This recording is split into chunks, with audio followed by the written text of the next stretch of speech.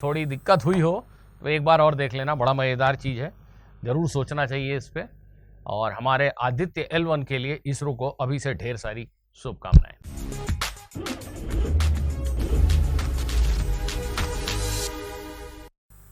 Aditya L1, जी हाँ, यही नाम है इसरो के अगले मिशन का जो सूरज की जांच पड़ताल करेगा। आदित्य L1 में ये L1 क्या है? पिछले कुछ दिनों से मैं समाचार पत्रों में ये पढ़ रहा हूं।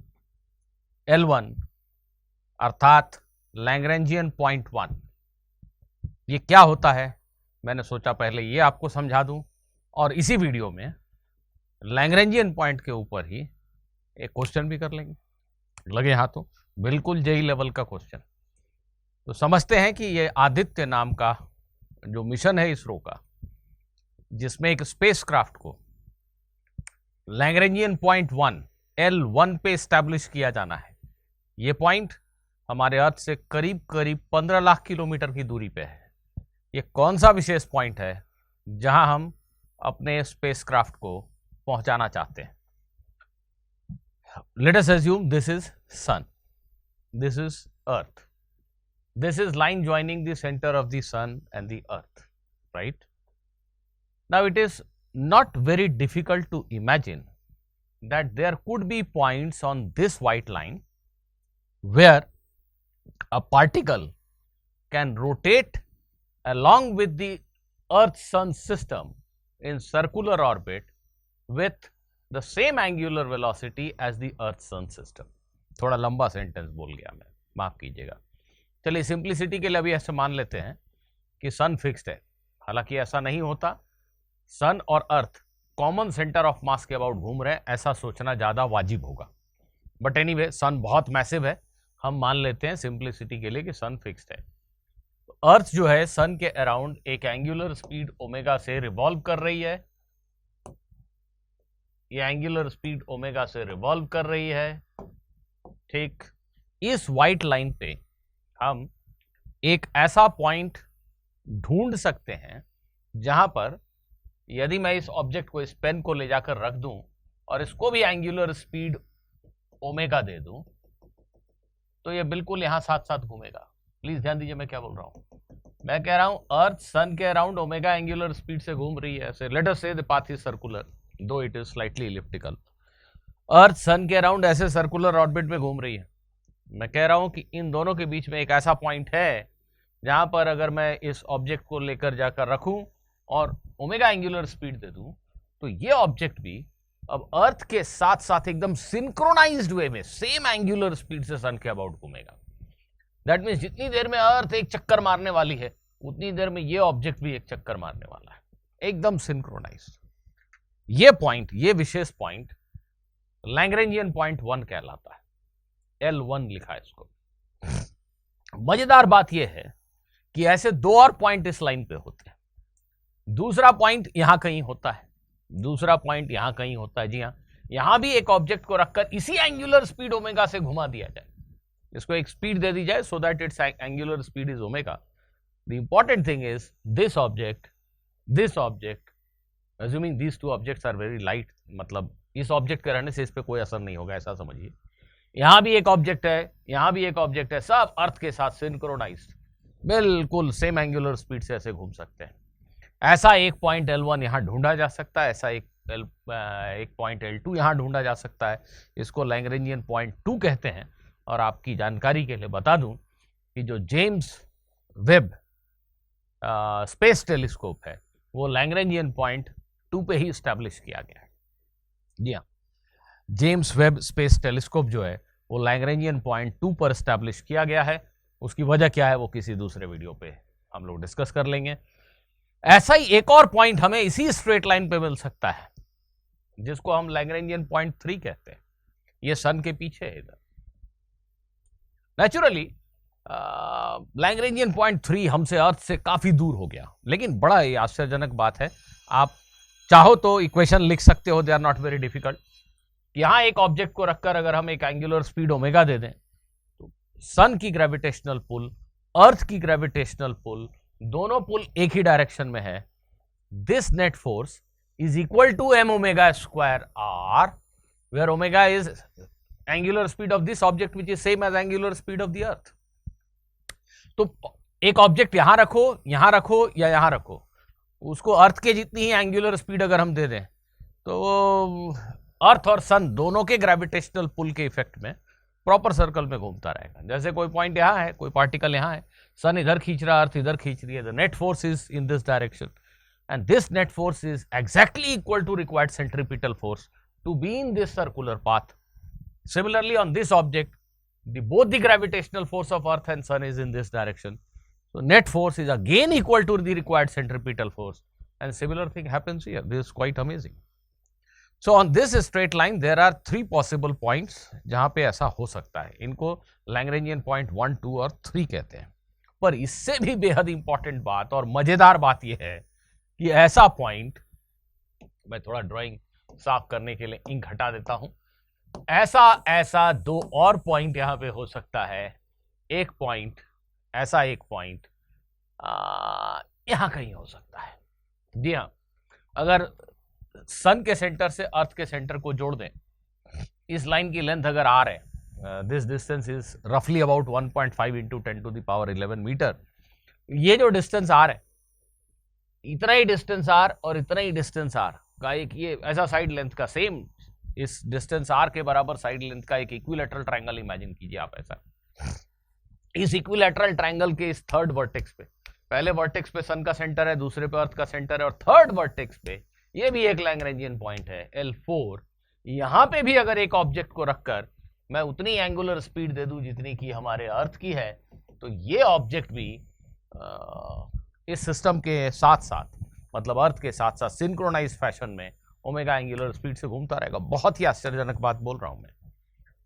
क्या बोल रहा हूं मैं? इसको आपने एंगुलर स्पीड ओमेगा दी, इसको भी एंगुलर स्पीड, अर्थ की एंगुलर स्पीड पहले से है, पर ये पूरा का पूरा सिस्टम कांस्टेंट एंगुलर स्पीड से घूमता रहेगा. That means with respect to sun and earth इसकी पोजीशन नहीं बदलेगी. ये हर समय ऐसे ही एक इक्विलैटरल ट्रायंगल बनाएंगे ये तीनों चीज.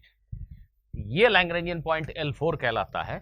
और इसी तरीके से एक लैग्रेंजियन पॉइंट यहां भी होगा, आप समझ सकते हैं. सेम इसी तरीके से आप ड्रॉ कर सकते हैं, इसको L5 कहते हैं. तो आदित्य L1 को, उसका नाम L1 क्यों है आप समझ गए, उसको यहां पे एस्टैब्लिश किया जाना है. जेम्स वेब स्पेस टेलीस्कोप यहां पे, आदित्य 1 को यहां पे एस्टैब्लिश करना है. लेकिन आज का मेरा जो सवाल है जेई लेवल का, वो L4 या L5 को लेके. ठीक है, हमें प्रूव करना है कि सच में ऐसा हो सकता है कि यहां पे एक मास को हम रखते हैं तो इन दोनों का जो ग्रेविटेशनल पुल है वो इसको एग्जैक्ट सेंट्रीपिटल फोर्स प्रोवाइड करेगा, सो दैट कि इसकी एंगुलर स्पीड उसकी एंगुलर स्पीड सेम रहे और वो बिल्कुल सिंक्रोनाइज्ड फैशन में घूमता रहे. ऐसा हमें प्रूव करना है.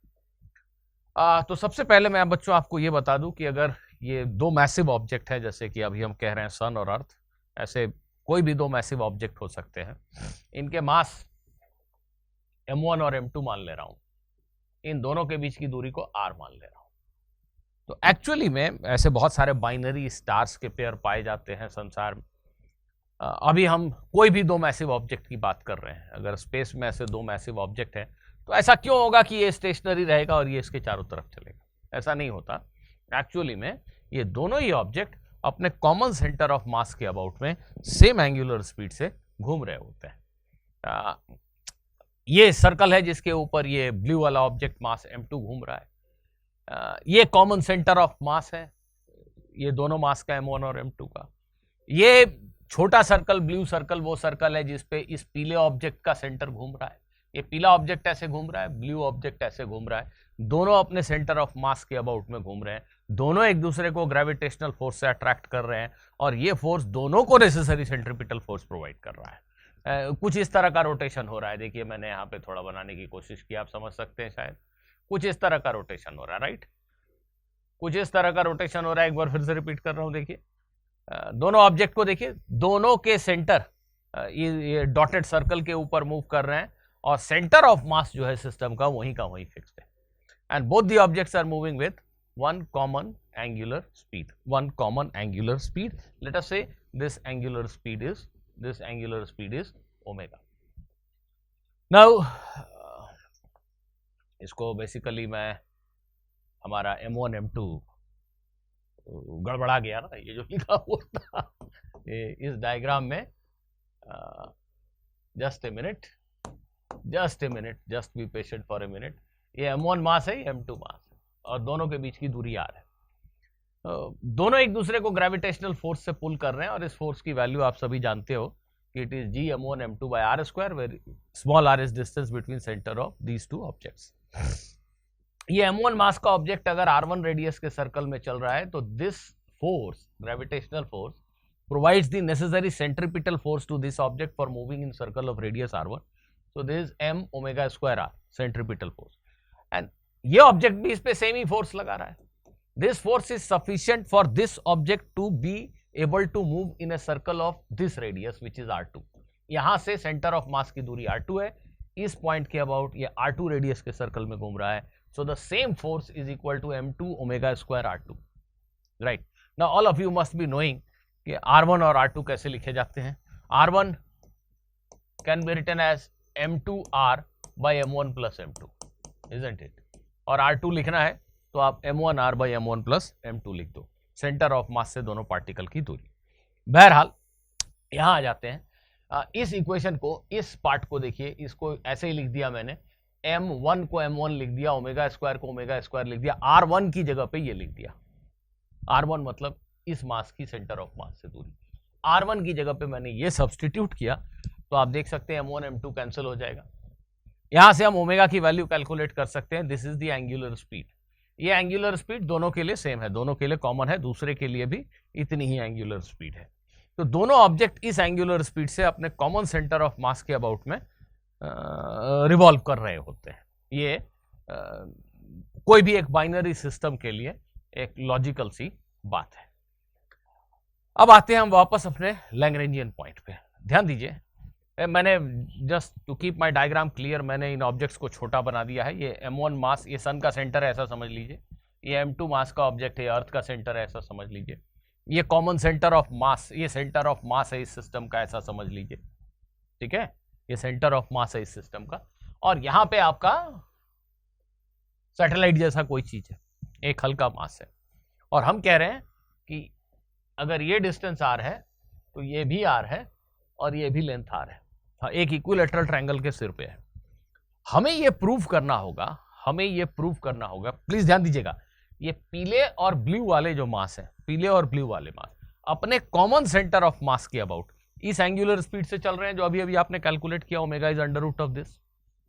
हमें यह प्रूव करना है कि यहां रखा एक मास भी अगर उसी एंगुलर स्पीड से चलाया जाए, थ्रो किया जाए, तो परफेक्टली सर्कल में घूमता रहेगा about this centre of mass.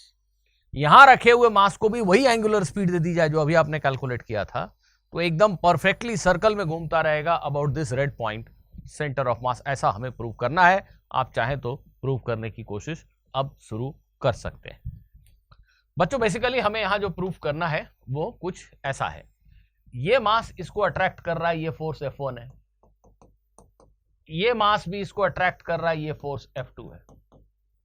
तो ये जो F1 और F2 है, इसका रिजल्टेंट, इस मास पे लगने वाला रिजल्टेंट फोर्स इस रेड पॉइंट की तरफ होना चाहिए, इस रेड पॉइंट की तरफ होना चाहिए, तब तो ये कॉमन सेंटर ऑफ मास के अबाउट घूम पाएगा। और हमें यह भी प्रूफ करना, पहले तो ये प्रूफ करना है कि इन दोनों फोर्सेस का रिजल्टेंट इधर है, और फिर यह भी प्रूफ करना है कि ये force exactly m omega square r के इक्वल है, जहां r ये वाली लेंथ है। ठीक है, आप समझ रहे हैं मेरी समझ से? ये चीज सर्कल में घूमनी है ओमेगा एंगुलर स्पीड से इस पॉइंट के अबाउट, तो इस पे जो दोनों फोर्स लग रहे हैं, इसका और इसका ग्रेविटेशनल पुल, उनका रिजल्टेंट इधर होना चाहिए। ये पहली चीज प्रूफ करनी है। और दूसरी चीज, इस फोर्स का मैग्नीट्यूड ठीक ठीक m ओमेगा स्क्वायर r के इक्वल है, where r, what I am saying is r, let us say capital R, वो कैपिटल R ये लेंथ है,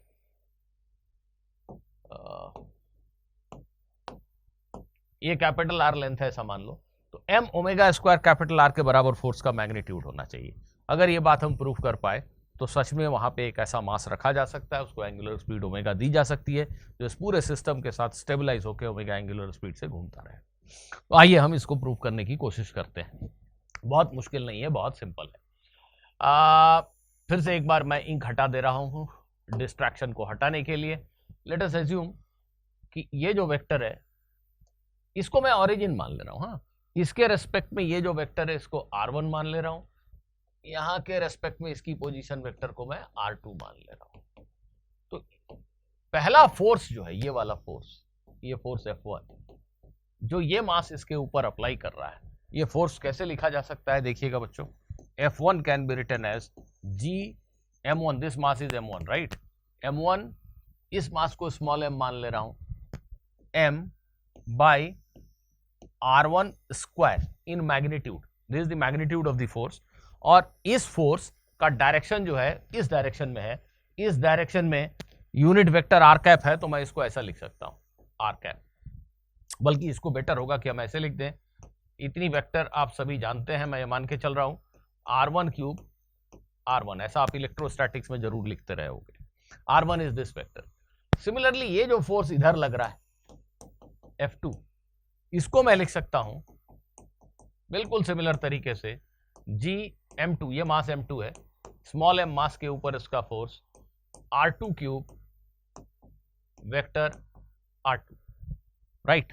तो इस मास के ऊपर लगने वाला जो रिजल्टेंट फोर्स है वो इन दोनों का वेक्टर सम है। So the resultant force will be vector sum of these two, इन दोनों को जोड़ रहा हूं, G स्मॉल m कॉमन है, G स्मॉल m कॉमन है, M1 R1 cube R1 plus M2 R2 cube R2। अब यहां ध्यान दीजिएगा, ये जो डिनोमिनेटर में मैंने R1 और R2 का क्यूब लिखा, R1 क्यूब, बेसिकली R1 क्या है, इस वेक्टर का मैग्नीट्यूड, ये दूरी, मैं कह रहा हूं ये इक्विलेटरल ट्रायंगल है। अगर ये लेंथ r है, दोनों पार्टिकल्स के बीच की, दोनों बड़े चीज के बीच की दूरी r है, तो ये भी r है, ये भी r है, तो R1 और R2 जो है दोनों के मैग्नीट्यूड r ही है, तो इसको मैं सिंपली r लिख सकता हूं, ये भी कॉमन है, इसको बाहर निकाल सकता हूं, तो ये बन जाएगा capital G small m r cube, r क्या है, पीले और ब्लू डॉट के बीच की दूरी, सन और अर्थ के बीच की दूरी हमारे डिस्कशन में, सेम लेंथ ये भी है, सेम लेंथ ये भी है, so this becomes M1 R1 plus M2 R2। अब आप लोगों को खुशबू आने लगी होगी कि हाँ प्रूव हो गया। देखिए, अगर ये ओरिजिन है और इस मास का पोजीशन वेक्टर R1 है, इस मास का पोजीशन वेक्टर R2 है, और मैं कहूं कि भाई इस सिस्टम का ब्लू और येलो मास, ब्लू और येलो मास दो मास हैं, इस सिस्टम का सेंटर ऑफ मास का पोजीशन वेक्टर बताओ, तो सेंटर ऑफ मास का पोजीशन वेक्टर मतलब ये RCM, मैं कह रहा हूं इसको ओरिजिन मानो, ये R1 है, ये R2 है, तो सेंटर ऑफ मास का जो पोजीशन वेक्टर होगा वो कैसे लिखोगे, तो M1 R1 plus M2 R2 by M1 plus M2 right. तो अभी जो नेट फोर्स, जो टोटल फोर्स F1 और F2 का सम दिख रहा है, इसमें देखिए M1 R1 plus M2 R2 को मैं क्या लिख सकता हूं, M1 plus M2 into RCM, यहां से M1 R1 plus M2 R2 को M1 प्लस M2 RCM लिख सकता हूं।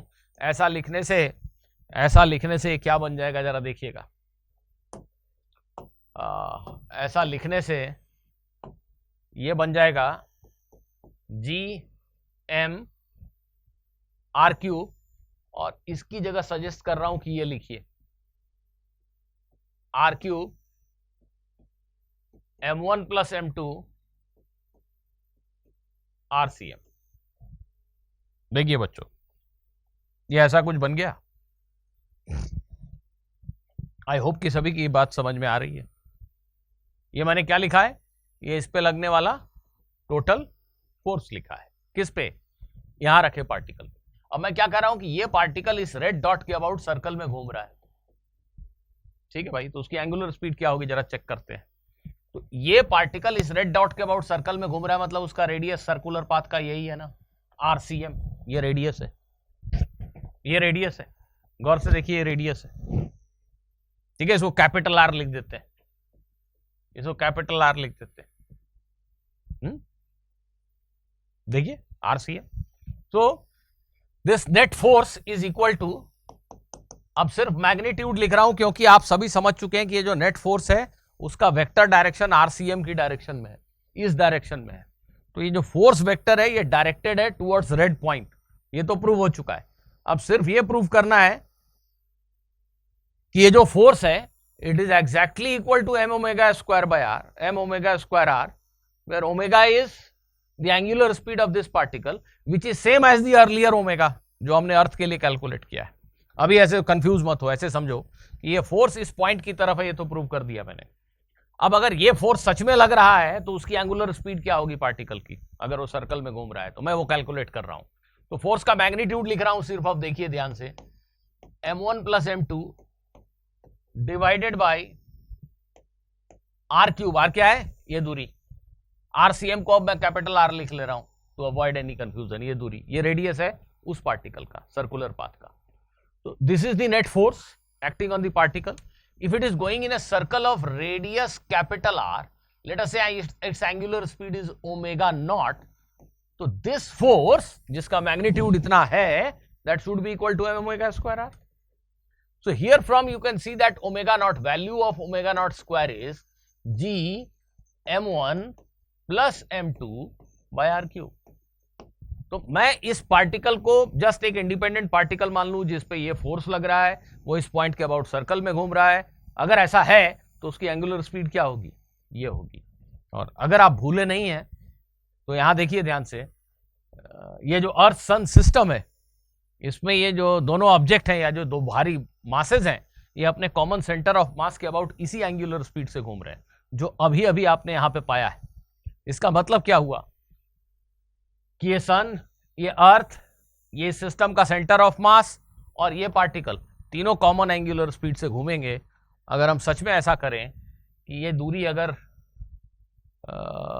आर है तो इतनी दूरी आर, यहां से इतनी दूरी आर पे एक पार्टिकल को रखकर और एंगुलर स्पीड ओमेगा दे दें तो परफेक्टली ये तीनों सर्कल में घूमते रहेंगे। कहने का मतलब ये दोनों तो सर्कल में घूम ही रहे हैं, वो जो तीसरा पार्टिकल है जो शायद कहीं यहां है, ये इक्विलेटरल ट्रायंगल है, ये तीसरा पार्टिकल, ये सन, ये अर्थ, ये तीनों सिंक्रोनाइज्ड वे में सेम एंगुलर स्पीड से सर्कल में घूम रहे हैं। Isn't it very interesting? Very interesting. तो ये था आज का वीडियो। अगर थोड़ी दिक्कत हुई हो तो एक बार और देख लेना, बड़ा मजेदार चीज है, जरूर सोचना चाहिए इस पे। और हमारे आदित्य L1 के लिए इसरो को अभी से ढेर सारी शुभकामनाएं। Good bye students, see you soon.